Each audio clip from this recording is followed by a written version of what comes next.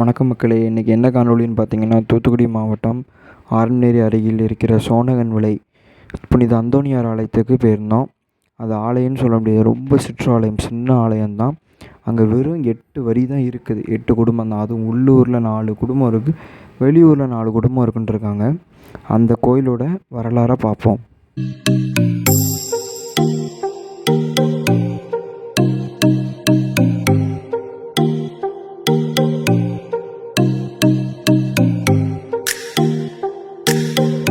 இப்போ நம்ம எந்த ஊர்லேருந்து போயிட்டுருக்கோன்னு பார்த்தீங்கன்னா, ஆரண்யேரிலேருந்து தான் போகிறோம்.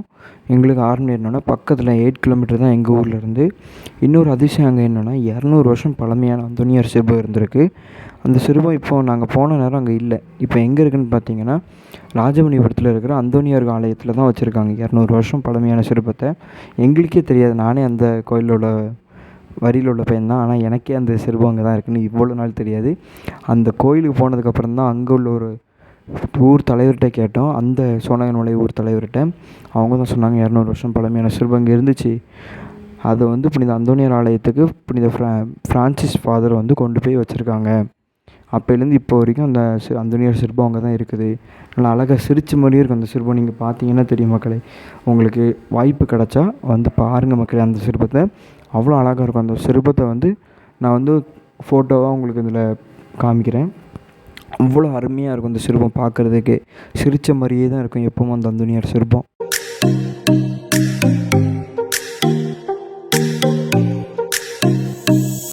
சோனகன்விளை அந்தோணியார் கோயிலுக்கு போகிற வழியெல்லாம் அருமையாக இருந்துச்சு மக்களே. ஃபுல்லாக வயக்காடு, பனைத்தோட்டம் இப்படி தான் இருந்துச்சு. இப்போ அங்கே என்ன தொழில்னு பார்த்தீங்கன்னா, பனை ஏறுறது தான். பனை ஏறி நொங்கு எடுக்கிறது, பயணி எடுக்கிறது, பனை ஓலையை வச்சு சொலவு பண்ணுறது, இதுதான் இங்கே ஃபுல்லாகவே தொழில். அதுபோக விவசாயம், நெல், வாழை, அந்த மாதிரி விவசாயம் பண்ணுவாங்க.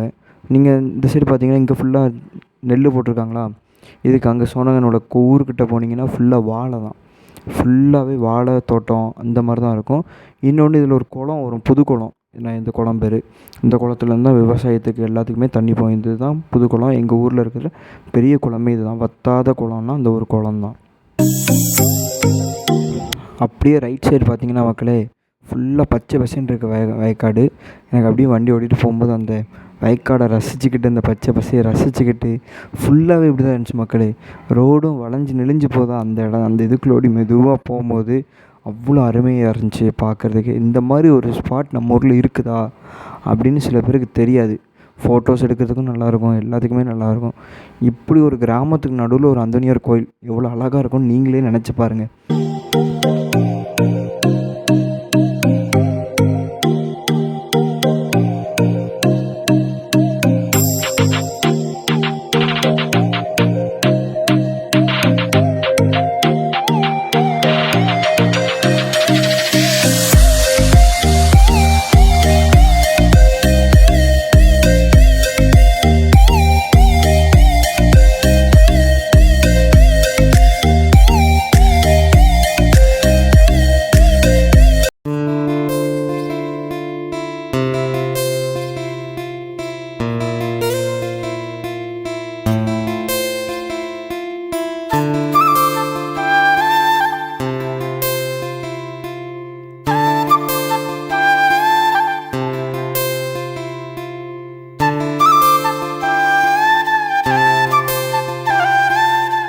இவ்வளோ நேரம் நம்ம ஸ்ட்ரெயிட் ரோட்லேயே வந்துட்டோம் மக்களே. இப்போ 2 ரோடாக பிரியும். நேராக போனீங்கன்னா கந்தங்குடி ஊருக்குள்ளே போகும்.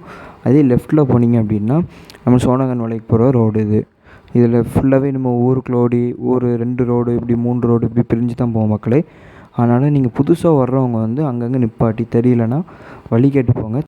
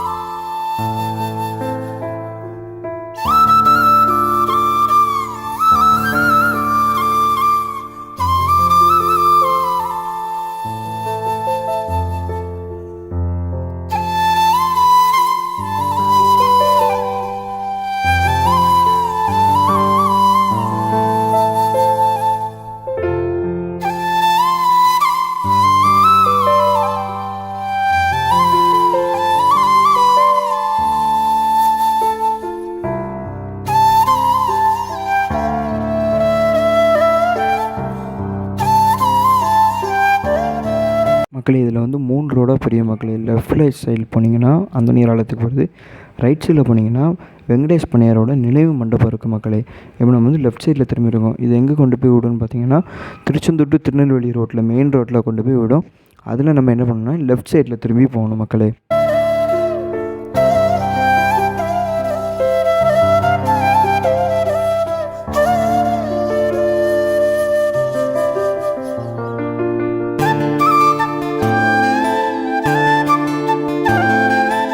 இப்போ நம்ம எங்கே ரீச் ஆகிருக்குன்னு பார்த்தீங்கன்னா Tirunelveli to Tiruchendur road main road. Right சைடில் பார்த்தீங்கன்னா ரைட் சைடில் வந்து திருநெல்வேலிக்கு போகிற பாதை. லெஃப்ட் சைடில் பார்த்தீங்க அப்படின்னா நம்ம திருச்செந்தூருக்கு போகிற பாதை. நம்ம எங்கேருந்து போகிறோம்னா திருச்செந்தூர் பாதைக்கு தான் போகிறோம். இங்கேருந்துன்னா ஆர்நீர்லேருந்து வந்திருக்கோம், அதனால் திருச்செந்தூர் பாதைக்கு போகிறோம். இன்கேஸ் நீங்கள் திருநெல்வேலியிலேருந்து வந்தீங்கன்னா ஸ்ட்ரெயிட் ரோடு தான், நேராக போங்க. அங்கே ஒரு சிஎஸ்ஐ கோயில் வரும் ரைட் சைடில், அது பக்கத்தில் உள்ள ஒரு ரோடு போகும். அந்த ரோட்டுக்கு ஓடி போனீங்கன்னா கொஞ்சம் தூரத்துலேயே புனித அந்தோனியார் ஆலயம் இருக்கும்.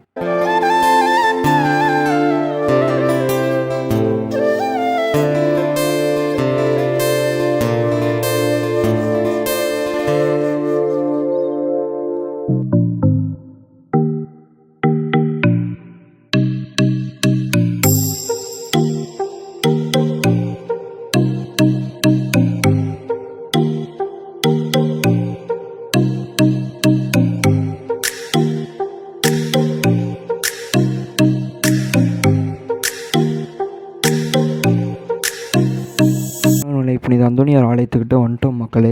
இப்போ இதில் திரும்பின உடனே ரைட் சைடில் ஒரு தெரு போதும். அந்த தெருவுக்குள்ளே போன உடனே நேராக பார்த்தீங்கன்னா ஒரு சிஎஸ்ஐ கோயில் இருக்கும். அங்கே தான் அதுக்கிட்ட தான் ஆலயம் இருக்குது மக்களே. நீங்கள் திருச்செந்தூர்லேருந்து வரீங்கன்னா பாயிண்ட் டு பாயிண்ட் பஸ் இருக்கும். அந்த பஸ்ஸில் ஏறினீங்கன்னா சோழநெல்வேலியில் பஸ் நிற்காது மக்களே. அது ப்ரைவேட் வண்டி வரும், திருச்செந்தூர் டு திருநெல்வேலி வண்டி. அதில் ஏறினீங்கன்னா கரெக்டாக சோழநெல்வேலியில் நிப்பாட்டுவாங்க. இன்னொன்று தூத்துக்குடியிலேருந்து வரீங்க அப்படின்னா ரத்னா பஸ்னு ஒரு பஸ் வரும்.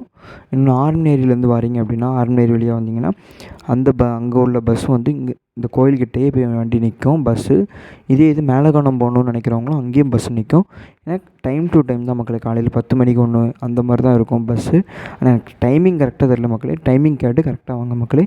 இப்போ நான் வந்து ஆலயத்துக்கிட்ட நெருங்கிட்டோம் மக்களே.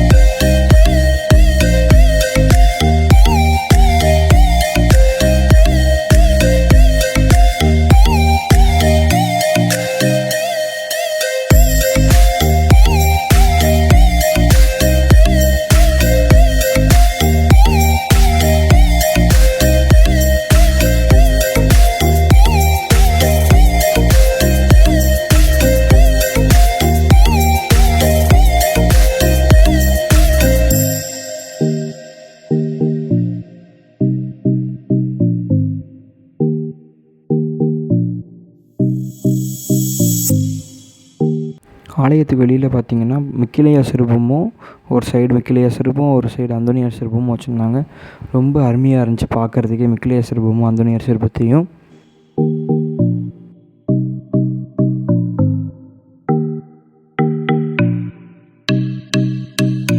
இந்த கோயிலோட வரலாறை பற்றி அங்கே உள்ள ஒரு வயசான ஒரு தாத்தாட்ட கேட்டோம். அவங்க நிறையா சொல்லியிருந்தாங்க மக்கள், அதை கேளுங்க.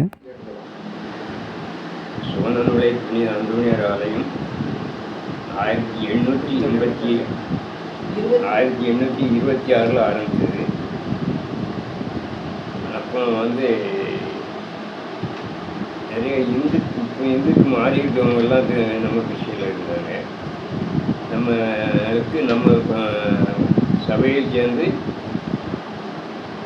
ஸ்கூல் இருந்தது, பள்ளிக்கூடம் 3ஆம் வகுப்பு வரைக்கும் வச்சுருக்காங்க, 3rd ஸ்டாண்டர்ட்.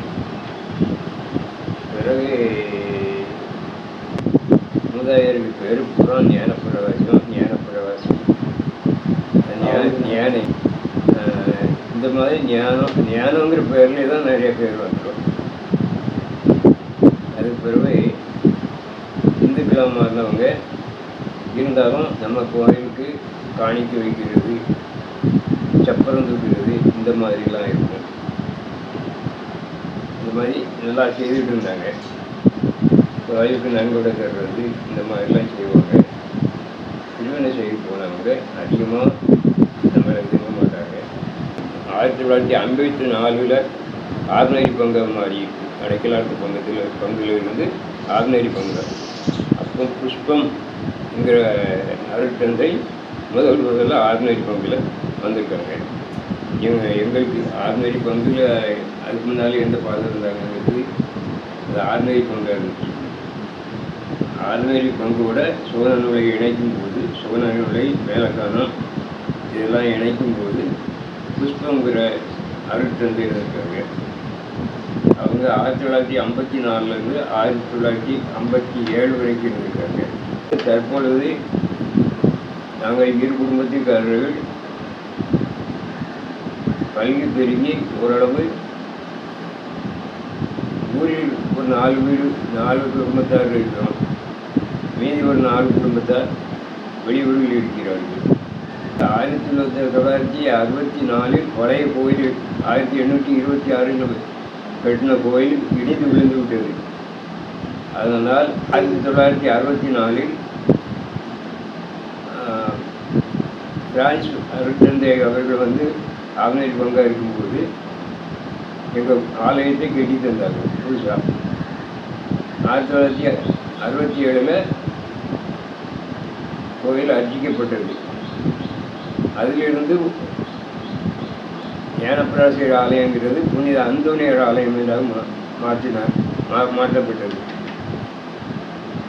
அதிலிருந்து ஒவ்வொரு மே மாதமும் பண்டிகை லீவை கணக்கு பண்ணி முதல் வேளக்கிழமை கொடியேறி திருவிழா 13 நாள் நடக்கும். இந்த வருடம் மே மாதம் 7ஆம் தேதி கொடியேறி 19ஆம் தேதி திருவிழா முடிகிறது. 20ஆம் தேதி அசனம் வைக்கப்படும். இது வழக்கமாக நடைபெற்று கொண்டு இருக்கிறது. 2 வருடங்களுக்கு முன்னால் ஓசூரில் என் மகன் பைக்கு காணாமல் போய்விட்டது. என் மகள் வீட்டில் தகவல் கூறினாள். நாங்கள் உடனே என் மனைவி அந்தோணியார் ஆலயத்துக்கு சென்று அந்தோணியாரிடம் 3 நாட்களுக்குள் எனக்கு இந்த பைக் கையில் கிடைக்க வேண்டும், எடுத்தவனே மனமாறி கொண்டு வைக்க வேண்டும் என்று அந்தோணியாரிடம் பிரார்த்தனை செய்துவிட்டு வந்தார்கள். சனிக்கிழமை பிரார்த்தனை செய்திருக்கிறார்கள். செவ்வாய்க்கிழமை காலையிலே எங்கள் மகள் எடுத்தவனே கொண்டு பைக்கை எடுத்த இடத்தில் வைத்துவிட்டு ஓடிவிட்டான் என்று கூறுகிறார்கள். எப்படி தெரியும் என்று கேட்டோம். எடுத்து போகும்போது ஒருவர் பார்த்திருக்கிறார். எங்கள் கம்பார்ட்மெண்ட்டில் இருந்தவர் பார்த்திருக்கிறார். பெட்ரோல் இல்லாமல் உருட்டி கொண்டு போகிறான்னு நினைத்தோம். வைத்தவனும் அங்கே வைத்து விட்டு போடும்போது அவர் பார்த்திருக்கிறார். அவர் விரட்டியிருக்கார், பிடிக்க முடியவில்லை. புதுமை அற்புதம் நடந்து கொண்டே இருக்கிறது. அந்தோணியாருடைய அவர்களிடம் விசுவாசமாக கேட்கும்போது கண்டிப்பாக செய்கிறார். மற்ற மக்களும் நீங்களும் வந்து அந்தோணியாருக்கு பிரார்த்தனை பண்ணி அவர் நிறைவான ஆசிரியை பெற உங்களை எல்லோரையும் வேண்டி அழைக்கிறோம். வருக.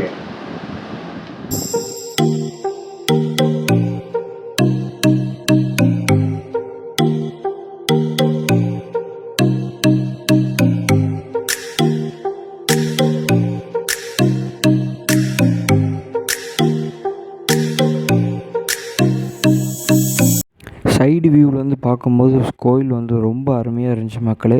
அதுவும் இல்லாமல் ஒரு 4 தென்னை மரம் வச்சுருந்தாங்க.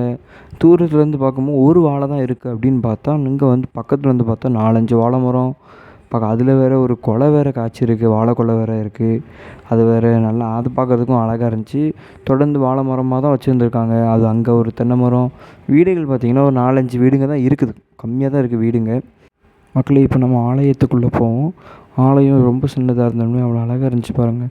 இப்போ ஒரு சைடு வந்து மாதா சிற்பம், அந்தோணியார் சிற்பம், சூசேப்பர் சிற்பம், எல்லா சிற்பமுமே வச்சுருந்தாங்க மக்களே.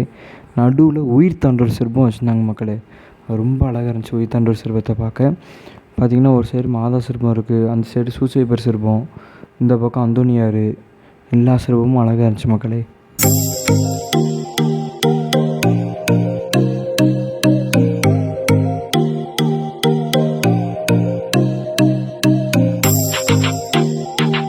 பீடமும் அவ்வளோ அருமையாக இருந்துச்சு மக்களே.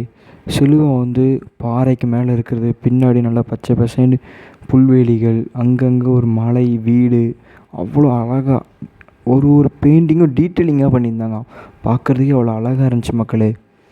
ரியலிஸ்டிக்காக இருக்குது மக்களே. பின்னாடி அந்த சிலுவைக்கு பின்னாடி இருக்கிற அந்த கிராமம், சின்னதாக ஒரு வீடுங்க, அங்கங்கே ஒரு மலை, பாறை, அதில் ஒரு சிலுவை, இவ்வளோ தத்துரூபமாக வரைஞ்சிருக்காங்க பாருங்கள். அதுலேயும் ஒரு காஞ்ச மரம் நிற்கிற மாதிரி, 2 பக்கம் பச்சை பசேன்னு ஒரு மரம் நிற்கிற மாதிரி அவ்வளோ அழகாக இருந்துச்சு பார்க்குறதுக்கே.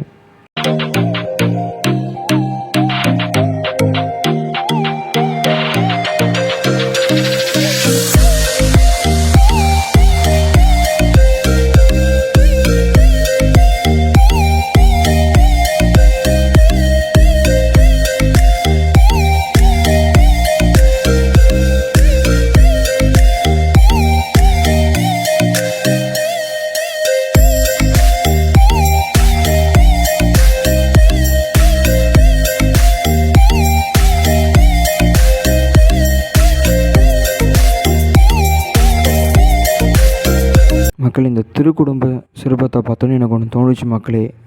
எல்லார் வீட்லேயும் திருக்குடும்பமாக உட்காந்து ஜெபம் சொல்கிறது, பைபிள் வாசிக்கிறது எல்லாம் திருக்குடும்பமாக உட்காந்து பண்ணுங்கள் மக்களே. நீங்கள் நினைக்கிறது, நினைக்காதது, நீங்கள் எல்லாமே உங்களுக்கு நிறைவேறும் மக்களே. ஆண்டவர் உங்களுக்கு வந்து கொடுப்பாங்க மக்களே.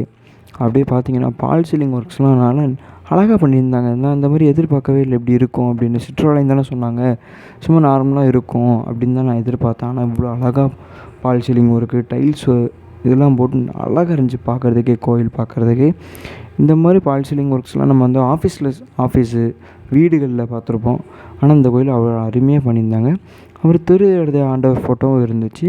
அது பக்கத்தில் இந்த கோயில் எடுத்து கேட்டின ஃபாதர் ஃபோட்டோ வந்துச்சு, ஃபாதர் எஸ் ஃப்ரான்சிஸ் அவர்கள் ஃபோட்டோ. நன்றி மக்களே. இன்னொரு காணொளியில் நம்ம சந்திப்போம். சொந்தம் தொடர சப்ஸ்கிரைப் பண்ணுங்கள். ஒளிப்பதிவாளர்கள் இம்மானுவேல் மற்றும் திலீபன்.